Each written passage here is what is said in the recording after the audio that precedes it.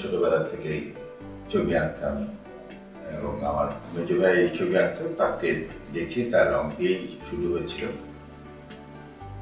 তারপরে গান করতাম ছোটবেলায়। এই আরেকটা ব্যাপার হয়েছে বলি, সেটা হলো ছোটবেলায়, একদম ছোটবেলায় 3 কি 4 বছরের সময় আমার মা মারা গেছে। তখন ওই আমার বড় বুবুরা ছিলেন, তারা মানুষ করেছেন আমাকে। আর মায়ের অভাবটা নিশ্চয়ই সাংঘাতিক ফিল করতাম তখন, কিন্তু হয়তো বলিনি। কিন্তু একদম খুব ছোটবেলার থেকে আমার খুব এই ধরনের কিছু করার ইচ্ছা ছিল। আমি মাঝখানে নারায়ণগঞ্জে পড়েছি 2 বছর, 9-10। তখন বাংলাদেশের রাষ্ট্রভাষা আন্দোলন হলো এবং শুনলাম আগে থেকে ওখানেও কিছু কিছু এরকম প্রসেশন হচ্ছে কিংবা ভাষার দাবি জানানো হচ্ছে নারায়ণগঞ্জে। তখন ঢাকার যে ঘটনাটি ঘটলো সেটা তো মানে অসহনীয়, দুর্দান্ত একটি ঐতিহাসিক ঘটনা। তো সেটা শুনে সমস্ত নারায়ণগঞ্জের লোক একেবারে, বিশেষ করে যুবকরা একেবারে আন্দোলনে নেমে পড়লো। তো তখন দেখলাম যে আমি কি করি। আমি তখন ছবি আঁকতাম, তখন ওই অনেক কার্টুন এঁকে সারা রাত ধরে কার্টুন এঁকে সমস্ত শহরে শহরে ছড়িয়ে দিতাম আমার বন্ধু বান্ধব মিলে।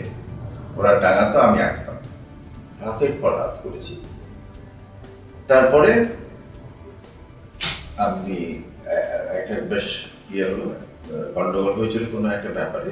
তো যাই হোক, শেষ পর্যন্ত অ্যারেস্টেড হলাম। যাই হোক, তো সেন্ট্রাল জেলে আমার নানা অভিজ্ঞতা হয়েছে।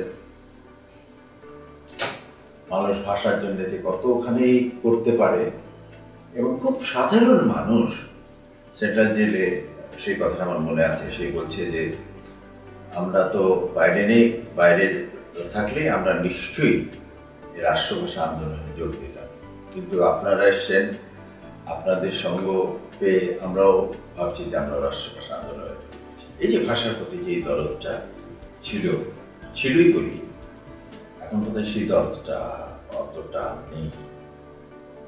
আমি তো প্রথম আর্ট কলেজে জয়েন করলাম, তারপরে টেলিভিশন যখন এলো তখন গোড়ার থেকে আমরা টেলিভিশনে। তো আমার উদ্দেশ্য ছিল যে এই বাংলাদেশের আর্ট কালচার পাকিস্তানি আমলে যেটা চাচ্ছে ওরা, এটা একটা অদ্ভুত মোড়কে কভার করতে চাচ্ছে। বাংলা কালচারটাই নাকি বিধর্মী। হ্যাঁ, সেইটা আমাকে ভীষণ আঘাত করত। আমি টেলিভিশনে এসেই, এটা তো হতে পারে না যে তোমার কালচার, তোমার এর মধ্যে মানুষ হয়েছ, এর মধ্যে এটা, এই কালচারকে তুমি অস্বীকার করবে কি করে? এবং সেই কারণেই যে ধর্মের একটা আছে কালচার, কিন্তু ধর্মের কালচার পৃথিবীতে কোথাও সম্পূর্ণভাবে মানুষকে গ্রাস করতে পারে না। তো সেই দেশের কালচারটাকে মানতেই হয়। যাই হোক, টেলিভিশনের শুরুতেই আমি বললাম যে আমাদের ছোটদের তখন গানও শেখে না, এটাও শেখে না, ছবি আঁকে না, এটা করে না। তখন আমি টেলিভিশনে তো অনেক অনুষ্ঠানই করেছি, আমরা যৌথভাবেই করেছিলাম, অনেকেই করেছেন। তো আমি বিশেষ করে ছোটদের অনুষ্ঠানের দিকে ভীষণভাবে তাকালাম যে এদের কী করে শেখানো যায়, সব কিছু জানবে তারা। তারপরে নতুন কুড়ি বলে অনুষ্ঠানটি করেছিলাম যে বাচ্চারা যেন সব বিষয়ে শেখে। আমি সেই টেলিভিশনে যোগ দেওয়ার সময় থেকেই, আগেই অবশ্য আমি পাপেটের সঙ্গে যুক্ত ছিলাম। কলকাতা থেকে রাজস্থানের পাপেট দেখেছি, অনেক জায়গার পাপেট দেখেছি।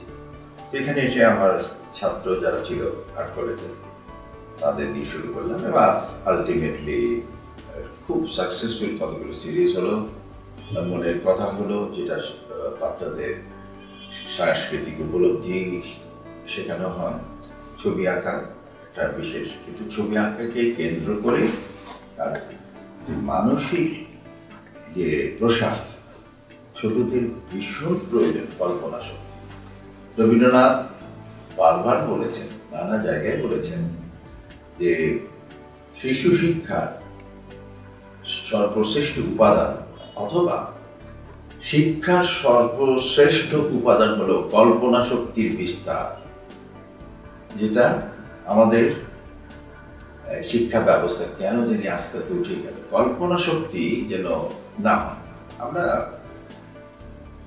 পড়াশোনা করছি কেন? এই চাকরি করব বলে পড়াশোনা করছি, ওই চাকরি করব বলে পড়াশোনা করছি। এছাড়া যেন আর কোনো পড়াশোনার কোনো অর্থই নেই। আনন্দ জিনিসটা যদি কোনো জিনিসের প্রতি আরোপিত করো, তাহলে সেই আনন্দটা সেই জিনিসটা না পেলে হবে না।